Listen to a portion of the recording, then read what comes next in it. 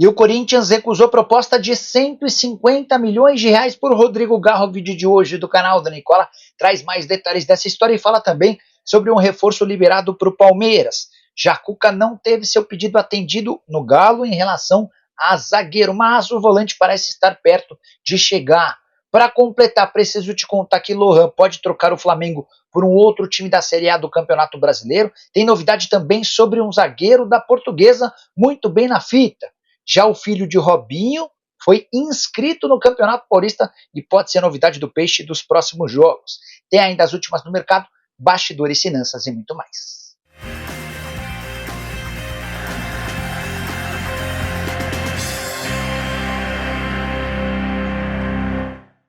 Fala aí pessoal, eu sou Jorge Nicola, bem-vindos a mais um vídeo do canal. Sempre bom ter vocês por aqui, sem perder tempo, só pedir para deixar like, se inscrever no canal e ativar as notificações. Bora começar o vídeo com aquele tradicional giro de notícias e a primeira informação diz respeito a Endrick, novamente alvo de Ronaldo Fenômeno e do Valladolid. Você sabe que o Ronaldo é dono do Valladolid, certo?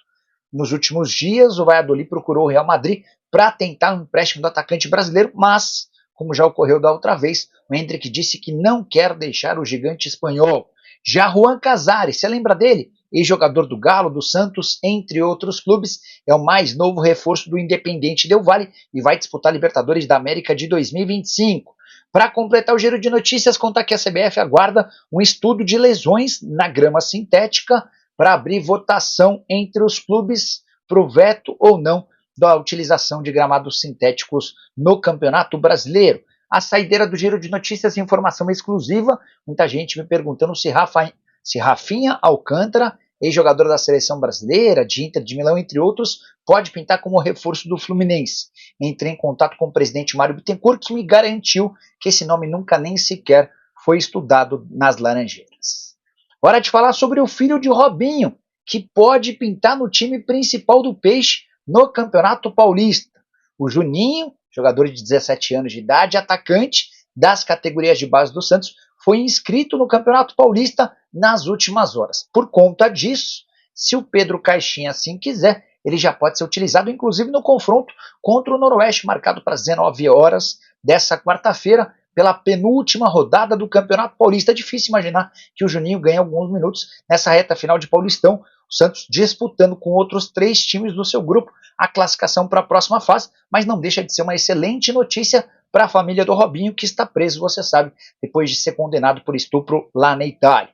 Garoto de 17 anos de idade, cujo contrato tem multa rescisória de 50 milhões de euros e só se encerra em abril de 2027. Só para completar o noticiário do Santos, Thiago Maia está muito perto de ser contratado. De qualquer forma, consultei um dirigente do Peixe que disse: Nicola, diante de tantas idas e vindas nesse negócio, eu vou esperar ele ser apresentado para dar um negócio como oficial, operação que vai gerar na casa dos 6 milhões de euros.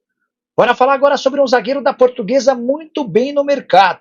Eu me refiro a Eduardo Biazos, só 23 anos de idade, uma das caras novas do elenco da Portuguesa para a temporada de 2025, já havia sido comprado pela SAF da Portuguesa. Jogador que veio do Grêmio Prudente, um dos maiores investimentos em aquisição dos direitos econômicos feitos pela SAF da Lusa desde o princípio. Jogador que virou titular absoluto a partir do momento em que passou a ser utilizado e que tem sido monitorado por 2 clubes de Minas, além de um grande do Rio de Janeiro. Portuguesa garante que não tem proposta, mas ele tem sido analisado, observado por comissão técnica e scouts desses clubes dos estados dos que eu citei. Só para completar, se pintar negócio, é natural que o Biazos seja negociado, até porque faz parte do processo e do projeto da SAF da Lusa de movimentar dinheiro. Ele pode se tornar a primeira venda da Portuguesa desde que o clube se tornou uma sociedade anônima do futebol. Biazos, que será titular da Lusa no jogo dessa quinta-feira contra o São Bernardo, partida super importante. A Portuguesa precisa vencer e torcer por tropeços ou do Santos, ou do Red Bull, ou do Guarani, ou dos 3, para que ela possa voltar à zona de classificação para a próxima fase do Paulistão. Preciso falar agora sobre o futuro de Lohan. O meio atacante do Flamengo, de 18 anos de idade, não foi para o CSKA, até aí você já sabe. A grande novidade dessa quarta-feira é de que ele pode acabar se mudando para outro clube brasileiro por empréstimo. Existe uma negociação em andamento com o time da Série A. O nome desse time é guardado às 7 chaves por dirigentes rubro-negros. E a ideia do Flamengo e a ideia de emprestar esse atleta é muito bem avaliada no Flamengo. Isso porque o José Boto, o diretor executivo de futebol do Fla, entende que o Lohan tem enorme potencial. E se sair um pouquinho da pressão e dos bastidores do Flamengo, pode acabar vingando em outro clube, voltando para o Flamengo com mais estofo, com mais moral e quem sabe até sendo utilizado. Negócio com o CSKA que teve para acontecer diversas vezes, caiu na última hora. Só para vocês entenderem, o Lohan chegou até a ir para o aeroporto, onde embarcaria rumo à pré-temporada do time russo. Mas na última hora o CSKA não mandou um documento. O Flamengo descobriu que o Lohan e o CSKA se desentenderam também nos momentos finais da negociação e o Flamengo decidiu por suspender a viagem e colocar um ponto final nessa negociação. A pergunta que eu deixo para você é: Lohan, jogador que ainda não vingou no Flamengo, caberia no seu time do coração? Já use o espaço para comentário, para dizer que time você torce e o que você pensa do nome desse atleta, beleza? Hora de falar sobre o Atlético Mineiro.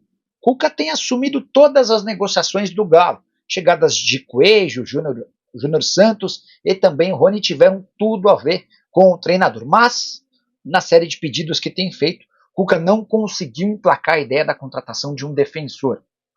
Cuca tem defendido a ideia de que mais um zagueiro seria super importante, especialmente depois do empréstimo de Bruno Fux para o Palmeiras, esse empréstimo até o fim da temporada.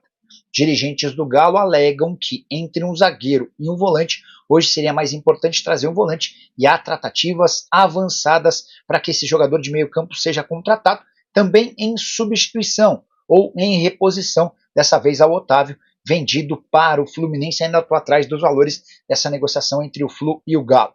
Só para completar, Atlético que se reforçou bem do meio para frente, mas que não teve tantas novidades do meio para trás. A pergunta que eu deixo para você, atleticano: você prefere um zagueiro ou um volante? Ou você gostaria dos dois?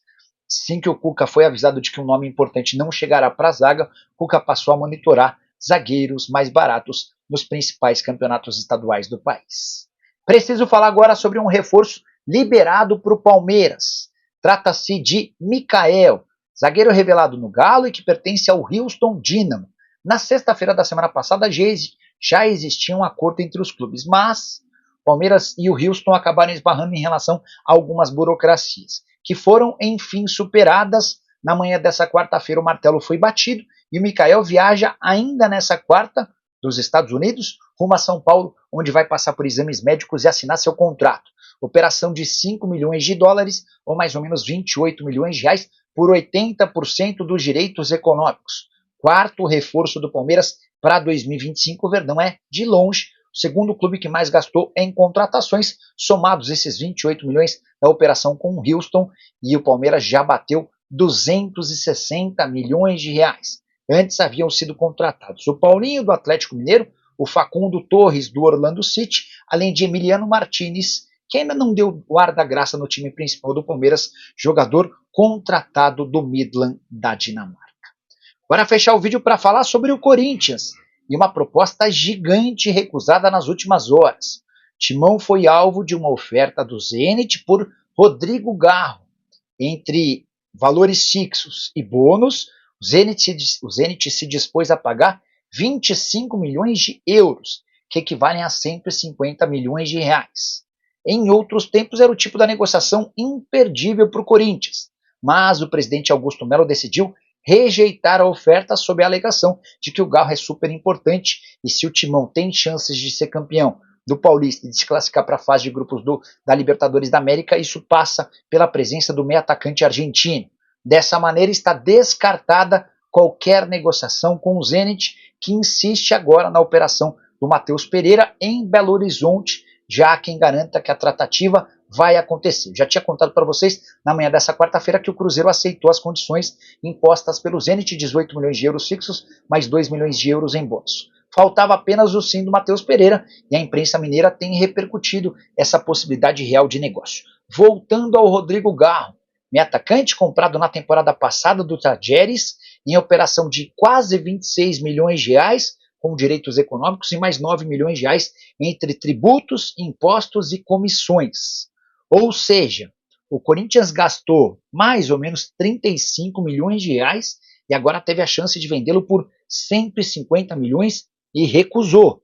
Gostei da atitude do Augusto Melo, corajosa em outros tempos, certamente o Corinthians teria se apressado para fazer esse negócio. E você o que pensa?